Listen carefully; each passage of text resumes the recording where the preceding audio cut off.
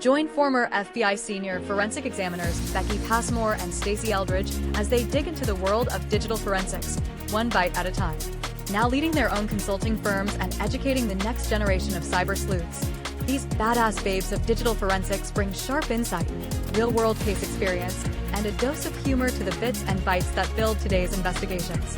From deep dives into business email compromise and ransomware attacks, Becky's specialty, to cracking the complexities of iPhone forensics, Stacey's obsession, this podcast delivers insider knowledge for professionals, students, and true crime techies alike. If you've ever wondered what really happens when the digital trail is all that's left, tune in and start parsing the truth.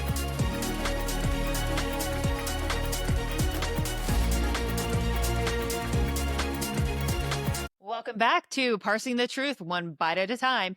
And I'm Stacey, and I have my brilliant co-host Becky with me today, as usual. Yep, and in this episode of Parsing the Truth, one bite at a time, we are exploring the unusual testimony of the digital forensic experts called by the defense. Now remember, we found the way the prosecution had John Bradley testify about the cashback report bizarre as well. Yes. And we hinted to this in episodes from season 1, episodes 11 and 12. So if you haven't listened to those episodes, make sure to go back and listen to them. Now, Becky, why are we calling this part unusual? Well, the defense didn't call any of their own expert witnesses to discuss the digital forensics or digital evidence in this case.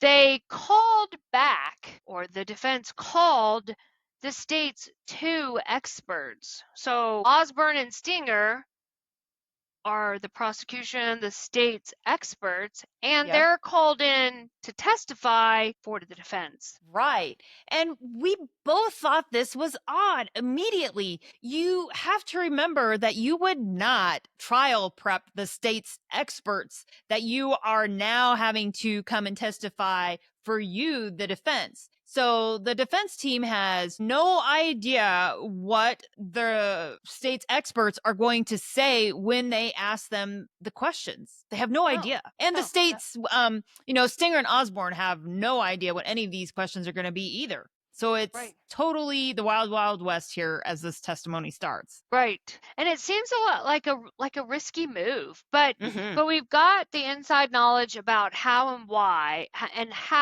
about the how and the why coming up in a future episode where we speak to the defense's digital forensic expert, Larry Daniel.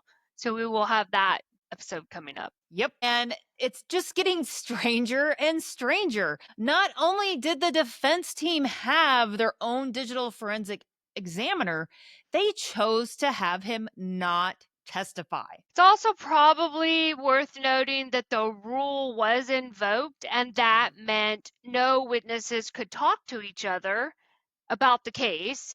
And sometimes they even keep expert witnesses out of the courtroom. I know that every time I've ever testified, I'm left out of the courtroom until I'm called in to testify. And it's happened to me too. I was in Tampa, Florida, and I sat in the witness room waiting to testify for 3 weeks. And so as long as this trial went on and basically all of the Orange County Sheriff's Office practically being involved, they had to be very careful. Nobody could talk to anybody about this case. And especially with Stenger and Osborne being recalled to the witness stand, they couldn't go back into the courtroom either. Do you want to Let's dive into this testimony. Jose Baez is the lead counsel for Casey Anthony, and he calls Sandra Osborne back to the stand, but this time it's for the defense. It's as an expert for him, even though he's the defense. She's been called by the state as their expert witness.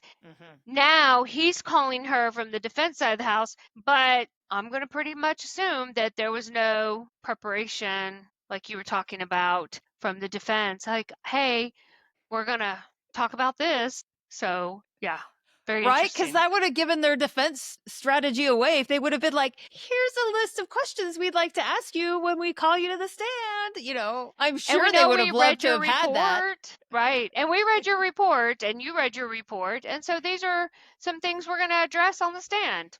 Nope, that's probably not what happened. That would have been even more bizarre in this case. But More. as far as we Exactly. know, no tips were given to the state's witnesses as to what they would be asked about when they got back on the stand, this time for the defense. Now, Right. Baez has some very specific questions, and all of these questions center around the Anthony family desktop computer that had those infamous chloroform hits on them. And he's asking about how she found it. And then he moves on to the forensics tools. Now, we've already talked about cashback because that was John Bradley's testimony, but now he's asking her if she uses net analysis as well, and she does. And he asks if cashback is a competitor, and she says that she uses both net analysis and cashback. Yeah. Yeah, and now remember again, John Bradley had another unusual testimony regarding the chloroform hits and the cashback reports. So we discussed that in season 1, episode 12. So make sure you listen to that episode and hear all about the ever important and controversial 84 chloroform hits testimony. Now, Osborne shares that she does not actually use the net analysis reporting function. She only exports it to Excel and then filters and manipulates the data and goes through it in there and then provides that Excel file to the investigators. Now here is where Osborne's testimony kind of gets wild. The defense is trying to get an exhibit in through Osborne. Something unusual in this case. So just to be clear here, to bring evidence in through someone, they have to have direct knowledge of it. And in this case, the forensic examiner would have examined the evidence and or created reports regarding it. But here's the thing. It's not in her handwriting. It's not her handwriting on the disc. It's not in her handwriting on the disc. It's not any evidence that's been through her hands. That's right. And that's one of the things we do when we handle evidence is mark it with our initials so that we know that it's a piece of evidence that we've handled. And we also do this with any derivative evidence that we create, such as digital reports saved to a CD, or in this case, what appears to be a net analysis report saved on a CD. That's right. But it's not Osborne's net analysis report.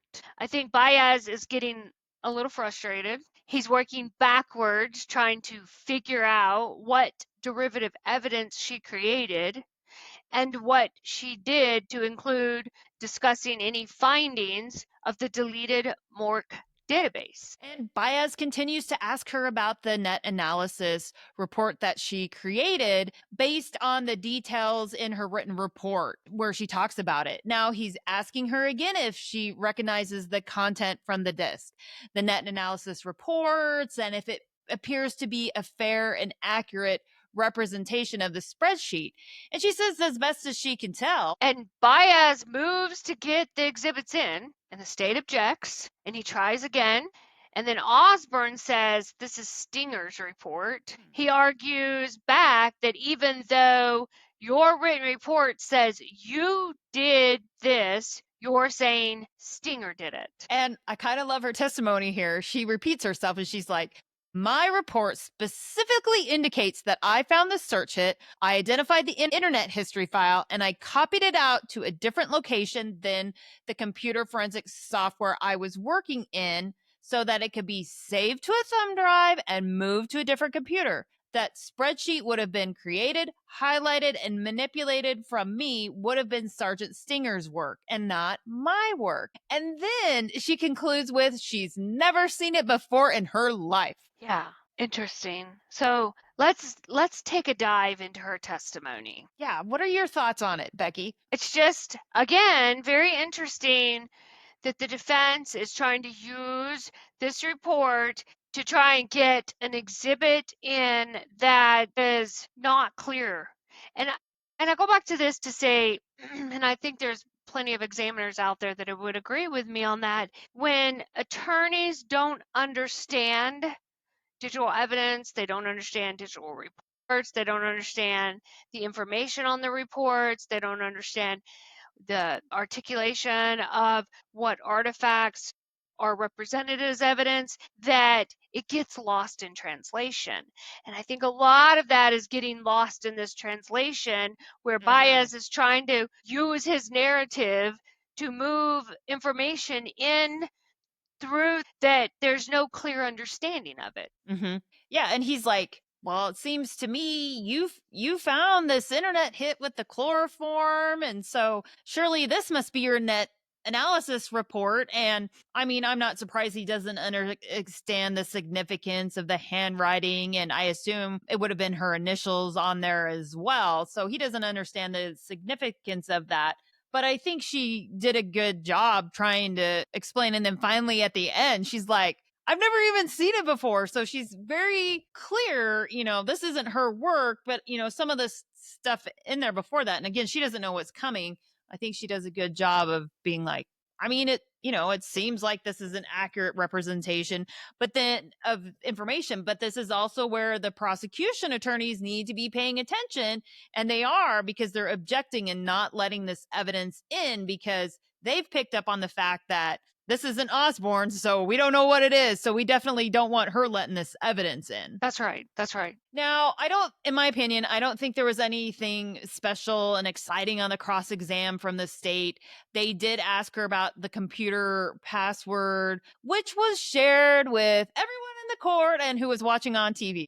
Gosh. And the redirect form, the defense only asks when you might have to enter that password. I mean, he doesn't ask a whole lot on redirect. Yeah, and the way it's working because there can be many, many redirects where they're going back and forth, but it can only be about what was said in that last little snippet. You can't go back to several things before. So eventually it whittles down to nothing. And because nothing was brought back up, there wasn't much to continue to go on in this case. Now we wrap it up. Ms. Osborne is excused from the stand, and next up, the defense brings Eric Stenger back up to the stand for direct on behalf of the defense. And Baez, unsurprisingly, immediately launches into the use of net analysis and cashback. Yep. And Stenger says he used net analysis first, maybe back in August of 2008, but he can't confirm since he didn't do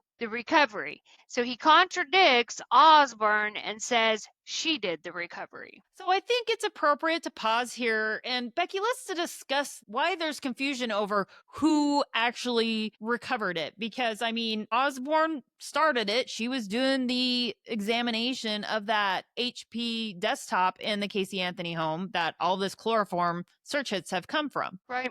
Right. And so, again, it goes back to what we've said in multiple episodes. Documentation is the key here. Being very clear and transparent as to what steps you're taking, what tools you're using, who is actually doing it. If there's a team working on it, that's not a problem. But making note of what everyone is and doing your best not to overlap each other's work, but at the same time know and understand what each other's doing. And I think that Osborne and Stenger are working well as a team, but when it comes to testifying and you have a defense attorney that is very strategically involved in his questioning, it can really bring a lot of uncertainty and questions or concerns about their testimony. And I find it curious that there's just confusion over, well, who technically recovered it. And we did this in the FBI when we had to. You would do work under the supervision, under the direction of somebody else. And this would happen like a lot where you go on a search warrant. You are not Linux certified, you run into a server running Linux. And then so you call up the Linux guy, and then in your notes, you document that you are doing this under the supervision of that person and the direction of that person. So I think that's where it's coming from, because, like, if I'm remembering correctly, I thought it sounded like Stenger drove when they were doing the manual carving, but it was on Osborne's computer evidence in a case assigned to her. Right. So I think that's just and again, confusing. It goes back to you work as a team. Yep. You can know hey, I recovered this, Stacy. Will you take a look at it? And at the same time, I'm taking a look at it. And you come up with a different result than I come up with. You use a different tool than I use. The thing is that we come back together. Maybe we communicate, okay, what did you find? Okay, well, I found this and I used this tool. And you're like, okay, I found this and I used this tool. And that is, I think, the breakdown, right? Maybe Yep. a misunderstanding of what Bios is trying to ask versus a misunderstanding of what Osborne and Stinger did, because they probably knew what each other did fine and well, except for now Bios is trying to muddy the waters here. His strategic moves. Yep. Yep. And it's just, it could be a whole terminology issue. Breakdown. Exactly. Yeah, a breakdown. I don't think it's anybody trying to point the finger like, well, she did it and she's to blame. And she's like, no, he did it and he's to blame. I don't think it's anything like that. It's just like, they should have, unfortunately, their answer was not, we worked as a team and recovered it together. And it's super easy for us to sit here 14 years later and be like, that's how they should have said it.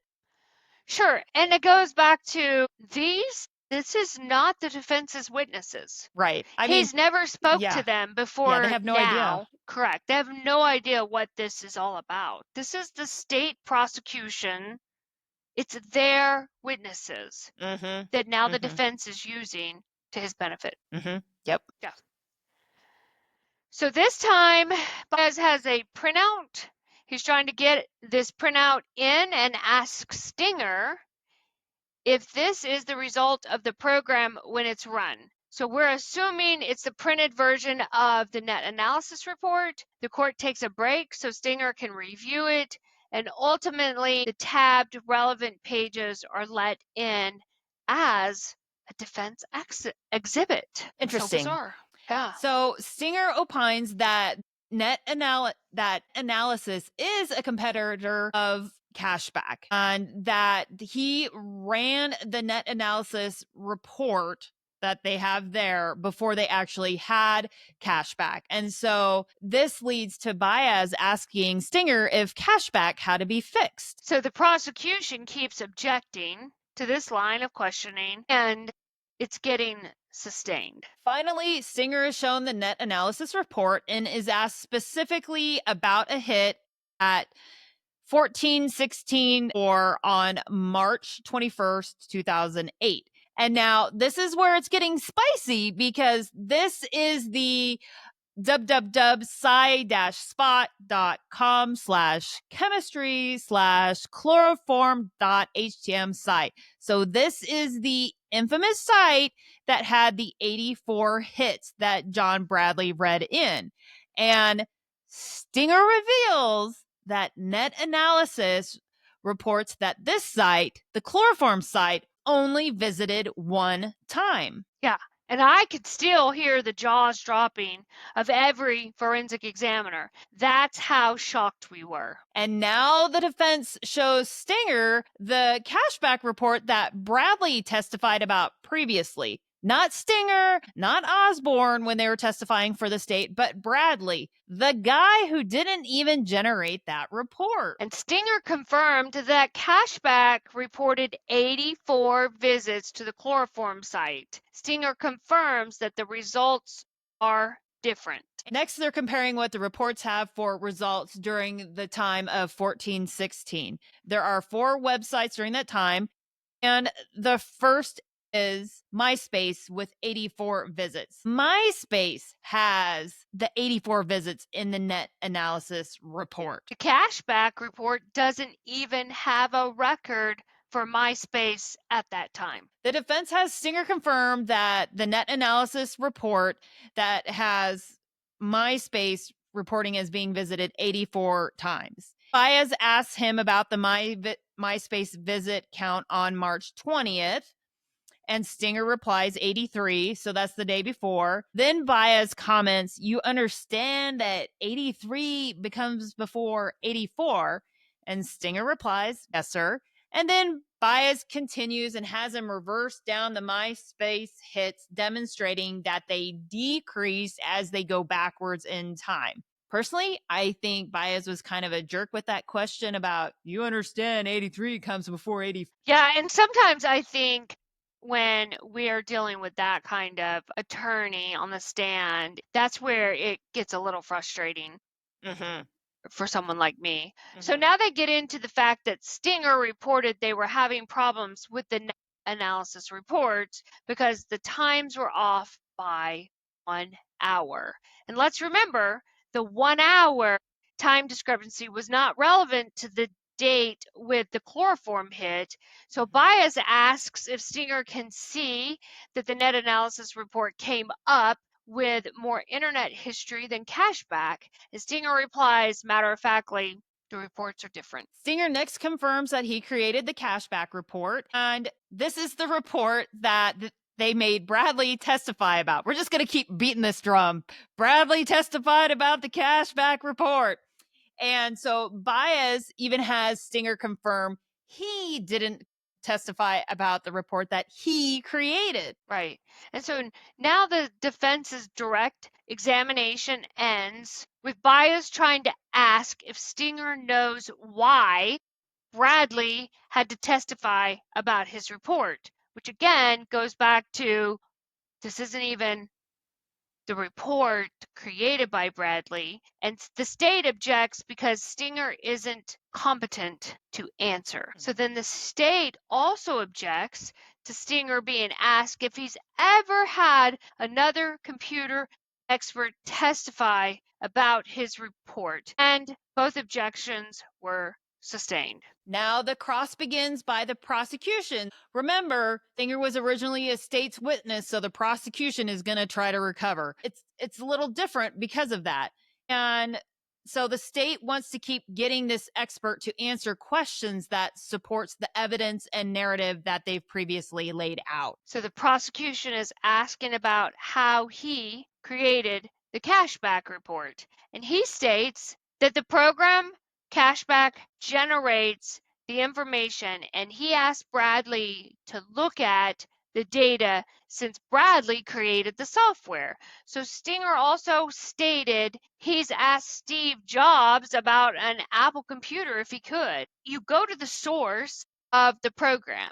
You go to the source of the problem, and it's not even necessarily a problem, but you want answers. How many times have you or myself messaged Magnet Forensics about a question about their tool or their product or some other company, right? You go to the source when you need the answers. Absolutely. And I think this part of the testimony is making the state look better about having Bradley testify about the report since it was Bradley's software. But as forensic examiners, we can't just lay down and say the software did it. And this is the part that we're going to talk about later in detail when we discuss lessons learned. Yeah. So the state asks about some Googled searches that appear above MySpace visits, and the words how to make chloroform were typed in. And the state makes of a point of asking if how to make chloroform would appear if someone searched for chlorophyll, which are spelled completely different. And the answer is no. Now, this chlorophyll question is going somewhere, and it's going to come up later when Cindy Anthony, Casey's mom, testifies. Now, when asked about the dates and times of the two reports, cashback versus net analysis, and what he's relied on, Stenger states that both of the dates and times appear to be accurate. But he also adds that he can't speak to how the dates and times were interpreted by the program since he didn't write the code. Yeah, and on the redirect by the defense Baez again, Stenger pointed out again that the cashback report is missing the MySpace entry, the 84 hits, and that's the problem. Stenger had, and that's the problem that Stenger had with net analysis was at those times. So there's a few more questions, and then Stenger is excused. And we're just going to quickly summarize Sandy Anthony's testimony. This is Casey Anthony's mom testimony, and the defense calls her as a witness, and they use Cindy to establish that everyone in the house had access to this desktop computer in question with the 84 or or turns out maybe just the one chloroform hit. And during her testimony, she shares that she was looking for answers as to why her small puppy was tired all the time and what it could possibly be eating in the backyard. Could it have been bamboo, which led her searching to chlorophyll? And she remembers, according to her testimony, that she remembers chloroform was suggested to her when she was doing the searching. So they're also getting into dates and times and Cindy's time card to establish that if it was Cindy sitting there doing the searches. She also states that her time card isn't accurate since she's salaried. The implication being that even she said she was gone for the day, she could still be there working since she didn't log over 8 hours a day. Now, during the cross, the state is working to show doubt on her timing of these searches and imply that her statements about the searches are a recent development. And she says this isn't new. She learned about the chloroform search in 2008 and told detectives then about her searches. And then she also stated that she said the same in her deposition back in 2009. Yeah, but here's the thing.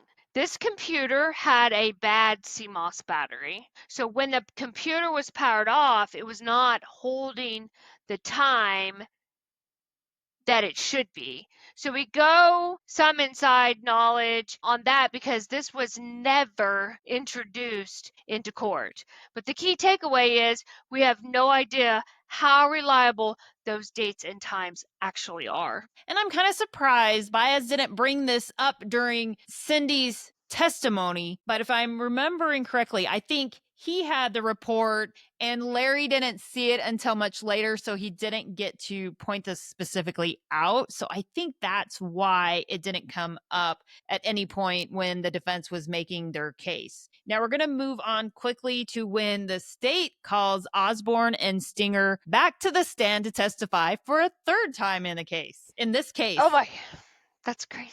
So the state calls Osborne back to the stand for the third time. The whole purpose of her testimony is to cast doubt on everything that Cindy said about her bamboo and chlorophyll searches. As part of that, she details how she searched for chloroform and chlorophyll to account for misspellings. And in summary, Osborne states she found nothing to support Cindy's testimony that she was searching for information to find out what was wrong with her dog. Osborne's excused, and now Stenger is back to the stand for a third time. I don't know what the record is for number of testimonies in a single case, but I don't know. 3 seems like a lot. But anyways, the purpose of Stinger's testimony is to also cast doubt on everything that Cindy said about the bamboo and the chlorophyll searches. They're having Stenger review the net analysis report in court this time.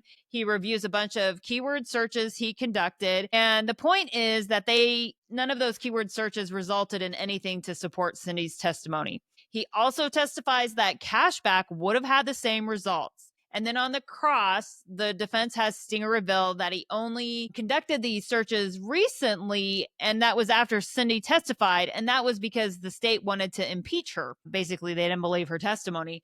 And Stinger's testimony ends that he didn't have to search for the keywords of alcohol and peroxide because he already knew that they had existed. And that was also something Cindy discussed searching for as well during her testimony. All very interesting. Multiple testimonies, multiple presentations of different evidence, the defense trying to bring in exhibits through these witnesses, the conflictions between what Osborne and Stenger have researched, defined, articulated versus the comparison to Cindy's testimony, which seems very contradictory to theirs. So this is going to wrap up the Casey Anthony trial testimony related to the digital evidence and digital forensic examiners that we wanted to bring to you guys for discussion. Yep.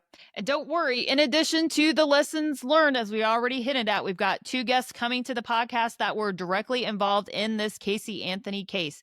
We've got John Bradley and Larry Daniel both coming, so make sure to follow us to get notified when those episodes drop. Yes, it's very exciting that we have those to come into our podcast to lay out some more facts and information. So until then, stay safe, stay sharp, and as always, keep parsing the truth one bite at a time.